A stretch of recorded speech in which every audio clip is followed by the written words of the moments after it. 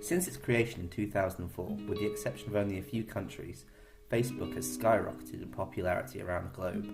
Current estimates state there are 6.9 billion people on Earth. 500 million of these are members of Facebook. Approximately half of all active users are logged in every day, for an average time of 55 minutes. However, when asked, what would you like to do if given 1 free hour today, most people would rather go for a pint, play guitar, walk the dog, or go fishing.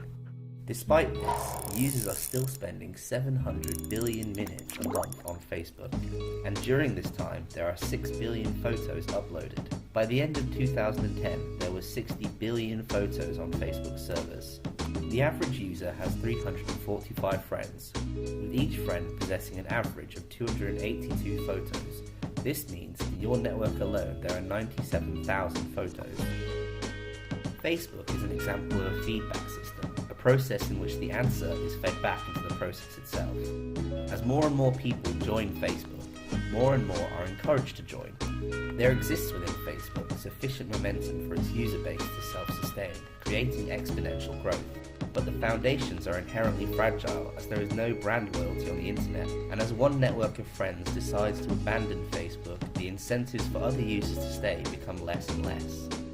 In the 1990s, evolutionary biologist Robin Dunbar was studying the relationship between social group size and brain size in primates. He found that a larger group size equaled higher social interaction equaled larger brain size. When humans are plugged into this equation, you get a group size of 150, which looks pretty small given that we all live in cities now. But it turns out that this was the size of a typical community in hunter-gatherer societies. The interesting thing is that whilst you can have 1,500 friends on Facebook, when you actually look at the traffic on the site, people maintain this same inner circle of around 150 people. The obvious solution to increasing this number of 150 is to evolve bigger brains, but they'd have to be much bigger, and this takes a long time. Social networking could prove to be the next step in the evolution of human social intelligence. Facebook and similar sites act as a mental prosthetic, allowing us to maintain our relationships with minimal time, effort, and interaction. But at what cost? 57% of people now talk to their friends more online than they do in real life. 48% of 18 to 34-year-olds check their Facebook as soon as they wake up, and about 28% check it on their smartphones before they even get out of bed.